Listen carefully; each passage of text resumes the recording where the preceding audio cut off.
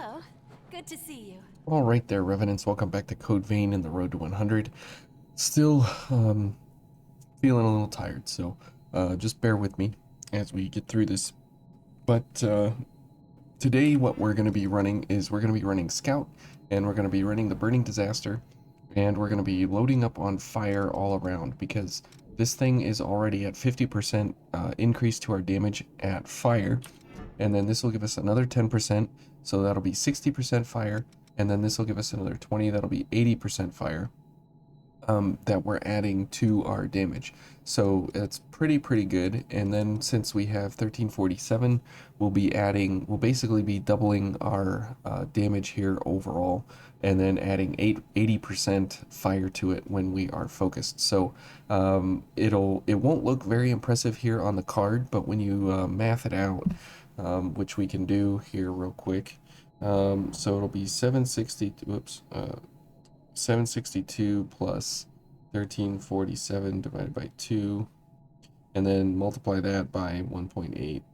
So we'll be doing 2584 will be our like base damage value, I guess you could say, when we're focused, and then times 1.2, so 3100 will be our base value here because of quick and adding this 10% from flame buff. And so keep that in mind, that our values won't look really impressive anywhere written down. You have to actually write it all out and whatever, and then it actually looks pretty impressive. Now we could switch this for a flame cartridge and get another 5% of our fire damage, but it's only for 6 seconds here and there, so it's not really worth it. But for this, what did I have here? Oh boy, I forget what I had here. Shoot. What did I have here? Oh yeah, I had Flame Barrage. Okay, there we go. And so the thing about the, since we're talking about bayonets, the Burning Disaster, the thing about it is that you need to use it in a sense of like a one-handed sword. You need to think that you're building for a one-handed sword, but because of the artificial gating of this weapon to blood codes that typically are one-handed sword builds, but because it has a mind requirement, mind of sea, it kind of negates, you know, a lot of blood codes that you would otherwise normally have access to. So it is very strange in that regard. And so what you're going for in this kind of a build setup with this bayonet is you're going for as many slashes as you can go for to make sure that you have enough ichor to obviously fuel your entire build. We're going to be talking about that a lot, but then pairing it with a flame barrage here is kind of interesting, that you can have a kind of hybrid light build here with kind of a bayonet, but it's more of a one-handed sword kind of style. Okay, and as you can see there, you can kind of make really good use out of, thanks Mia, out of you know, everything, oops, you have here. And because this has a continuous slashing pattern, you never run out of the fact that, you know, you actually need to do pretty good damage overall. And so you can use like your entire stamina bar and get into the like 40,000 range on the speed bag back at home base. So you can make really good use of your stamina when using this weapon bunch. Okay, and because we are focused now, we get that extra 10% damage, but I think we'll just go, whoops, okay, we'll just go for a launch here since we have that super increase in damage there, so that's nice. And because we have focus carnage, while we're focused, and we have that extra 10% damage increase from fire, we're able to make really good use out of it. And so we don't really have to worry too much about, you know, are we getting that? Are we losing our focus bar quickly There are while a we're million focused? places to And fight. because that happens quite a bit. But you can see that you really don't play this weapon like a bayonet at all. I don't understand why Could they be an didn't ambush. make the fire effects Now we're ready. on it much more wonderful, great than what they did, because as it stands right now, it's a fairly weak bayonet in that regard, unfortunately.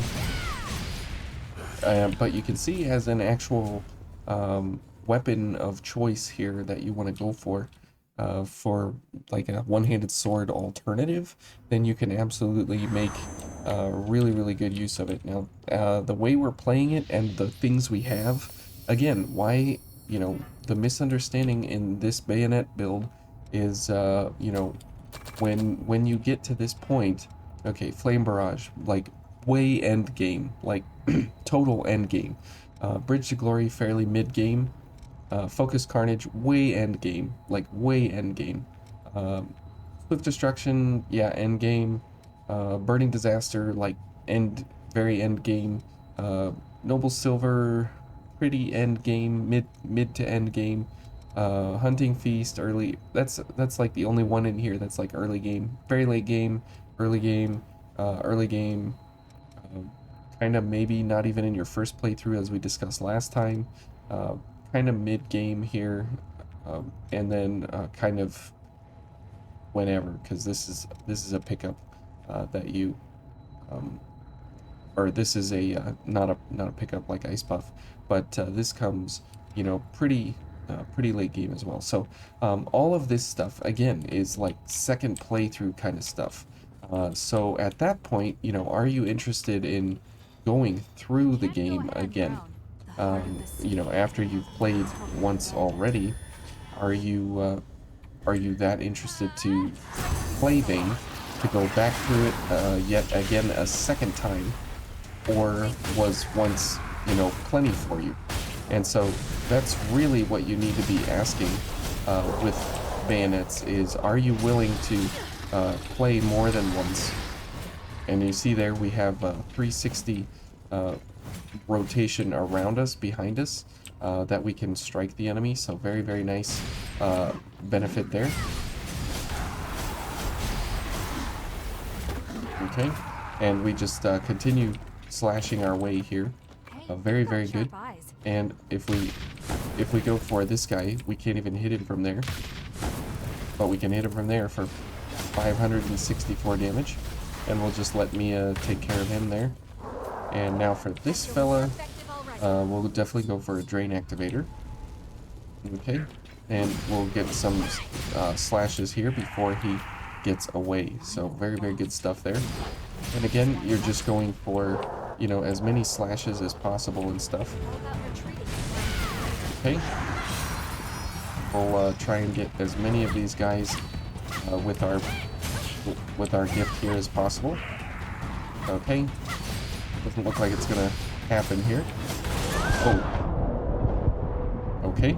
I did not expect that guy to run up on us there like that. Okay, very good.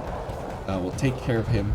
And again, another reason of, well, I have a bayonet, shouldn't I be able to, use it like a bayonet? No. No. Not this Try one. to hide next time. Okay, Via's just gonna do everything here for us. There we go. Now that is the very strange thing about this bayonet in particular, is just the amount of crazy that is surrounding it. Just because of the fire element, number one, and number two, being able to actually, swing it like a one-handed sword. The question is always, well, if you can use it like a one-handed sword, why don't you just use a one-handed sword? Well, my answer to that is obviously that, well, I'm not using a one-handed sword, I'm using a bayonet. But you're not using it like a bayonet, so why use it like you know, in the bayonet category. Well, that's just the fun of using it, you know, and that is why I feel like this weapon was more of a hey, if you want to play again, here's an option that you could use. If you didn't use it before, you can use it again, and it'll do well. It's just something that you have to play with and get you know, kind of good with. You're not just gonna pick it up out the gate when you get it from the blade bearer and cannoneer and go for it, you know, quickly, just because of the fact that it you know, is more very much one-handed sword feeling. Now it does pair very well here, as you can see, with any kind of gift really that you want to, because you're going to be having excess ichor along the way. As you can see, we've been using all of our gifts pretty religiously here along the way to make sure that we have you know, enough ichor all the time. And we've been swinging like crazy the whole time. Whoops, wrong guy. And we've still been able to make use of everything here along the way. Mia got the other guy, and we're completely able to, you know, keep Bridge to Glory going and all of our other gifts and stuff. And so we don't really have, you know, any reason to not be using our gift here along the way. Kind of very liberally, very freely. And that's the nice thing about it. Saying we can't hit these guys. We can't hit them with our gifts, so we have no real range with this thing. Okay, I need some water here. Now as we go across the bridge, obviously the bridge is always a rough patch here that we need to get through. And so we'll take this slowly and carefully, and definitely be going for you know, some backstabs here and everything, just to make sure that we get as much damage here as possible, while at the same time not getting shot in the face by all these guys like that.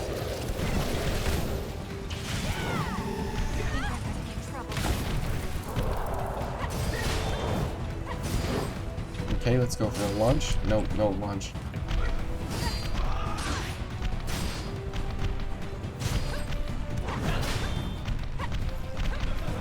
Okay, Mia, you might want to get out of here and go heal or something.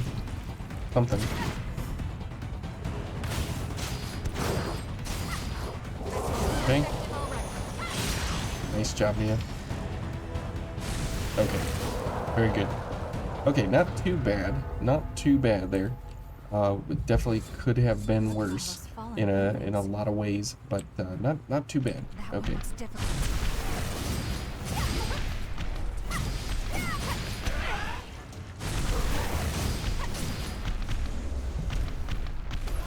Oh, we missed each other. Okay, now fire obviously is not the element of choice here that we want to be going for. We want to be going for lightning and blood, but we're making our necessary adjustments here for fire, just because of the fact of dealing with the butterfly. So that's why we're doing all the fire stuff. And that's also kind of also a weird option that you have running here, is the fact that most of the time enemies don't really like fire, but there are some very prominent enemies, the butterfly being one of them, that does not enjoy fire. And but there are a bunch of enemies that resist fire, and so fire kind of falls off after the butterfly, and there's not really, well, obviously Nicola, there's not really a time when fire is just absolutely overwhelming and amazing, except for the butterfly and Nicola. Other than that, so this is a good place to be able to use it, to enjoy it, to see how it runs, to use it as a splashing weapon, as a, you know, everything that it's meant to be this is a really, really good place to be able to use this. Okay. I don't want this guy. I want the other dude, because he's gonna go kill Mia. Yep. Almost. She'll go heal up. Heal one more time, probably. You'll probably need it. Okay. Good. 30 ichor, that's pretty good. Okay, now for the butterfly, obviously Fire Slash is her weakness. And this bayonet is mainly built in such a way to actually perfectly match her weakness set. It doesn't make her any, like, super easy at all, because our range is very, very bad. But overall, it makes for a very good way to go about slashing her down. As you can see, we have pretty good damage overall. And you can see that just doing Fire Slash here is ripping through her very, very fast. Okay.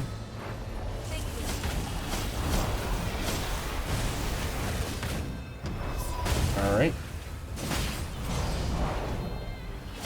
And that double spin is exceptionally dangerous. Okay, so now that we've basically got the super upper hand here, we'll let Mia do some things over there, and we'll go ahead and just dodge around here a little bit. But you can see that the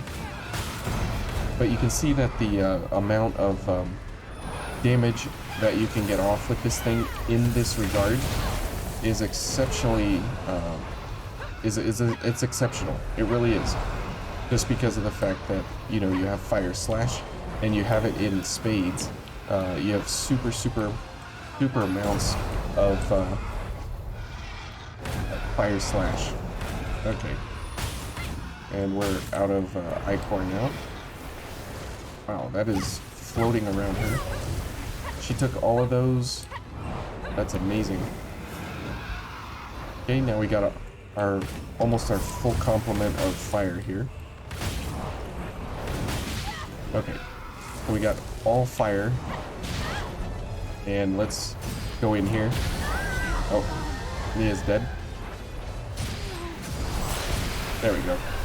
So you can see how this thing can play like a one-handed sword. It does not play like a bayonet at all, like a shooting bayonet. And this is the really interesting thing about it, is that here we go, is that it's in the bayonet category, right? And for all other reasons of shooting, when you use this thing, it doesn't really actually do really well, because its willpower scaling is E, so it's like awful. Even though it does scale off of mind, it doesn't scale as much as anything off of willpower. So the problem with this guy is that, you know, even at a D willpower scaling, it's still not very good at all. So you want to use the Burning Disaster as a slashing weapon, as like a one-handed sword alternative. But again, because of the stat requirements here, you have a hard time kind of matching up with a blood code that actually has everything you want it to be. Now, also, the other thing is that it's a very, very heavy bayonet, so it is just like a one-handed sword, which is kind of why this is a, you know, kind of misunderstood bayonet overall, just because of the fact that, you know, you get it, you think, oh, cool, it's a bayonet, and then you go to shoot it and stuff, and you're like, well, this is absolutely the worst bayonet in the game, so you put it away and you never actually use it. But as a slashing weapon, Heimdall is very well suited for this bayonet overall, and the cool thing about it is that what is it? There we go. The cool thing about it is you can see that right off the bat, it's actually better than Scout. 635 raw damage, 647 raw damage. So because we have an A+ in Dex and our strengths are the same, Heimdall is better overall. But again, you see here the problem. We have this 55 weight limit to deal with, and here we are at exactly 55. So Heimdall could be really good, but we just don't have a good B stat here, which is really a problem for Bridge to Glory. But you could use Sacrificial Edge and Bridge to Glory together, and you could have some serious damage output that you could do very, very, very well with. And as you can see here, you can have an S index, so Heimdall could do very, very, very well. If we, pair up here, apples to apples, 762, 791. So Heimdall does very, very well. And if we live up, whoops, if we use what we had, we need another mind here, right? Sure, let's go mind and willpower. Okay, and then this and sacrificial edge. And now we are at 2220, which is incredible, with a 50% fire damage on the weapon here. So 50% of this would be 3330. And so that would be then times 50%, or that's your 50%, so 3330, which is pretty amazing, just from those two gifts and having a fire chrome on it. Now if you wanted to go intensified, obviously you'd get more damage, so let's see what that would be. And this is where, this weapon is kind of misunderstood. So there's 2451 with a 30%. So that would be 2451 times 1.3, so 3186. So the other one was much more damage. Here is more damage than this guy because of the 20% fire here and how it multiplies with the physical. So very interesting how this can go.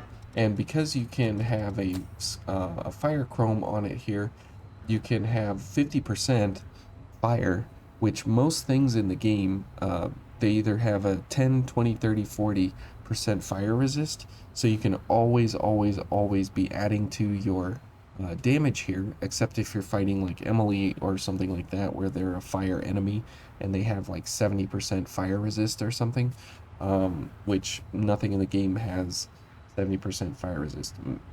And so, well, the Hellfire Knight, sorry, he's the special case. But for most of the enemies in regular vein, you have enough fire with a chrome on here to actually get past everybody's resistance for fire, and you can always be adding to your fire, or adding to your physical damage, which is pretty nice, because then you can add 20% more damage like freely and easily. So if you have the option here to go for adrenaline or go for flame weapon, obviously just keep stacking up the flame and it will be a little bit better here in this regard based on resistances. So again, a very misunderstood weapon as a bayonet, as a slashing weapon. But if you do get a hold of the Burning Disaster and you want to use it, definitely go for one of the blood codes that can make really good use of it. Queenslayer is another one. Heimdall, Scout. These three, they're really, really, really well suited for it. You can try and force Ishtar into it, but it's not really recommended. But these three right here, they do very, very well. You can use Skothic or Queen's Claw. Either one of these would be also pretty good. But for the most part, these three are your kind of go-tos for running the Burning Disaster. So anyways, hopefully you guys enjoyed that here with the Burning Disaster and using this bayonet for today. And tomorrow we'll probably go for the Executioner, just to put things out of order a little bit, and we'll find another bayonet for her. So we'll see you then.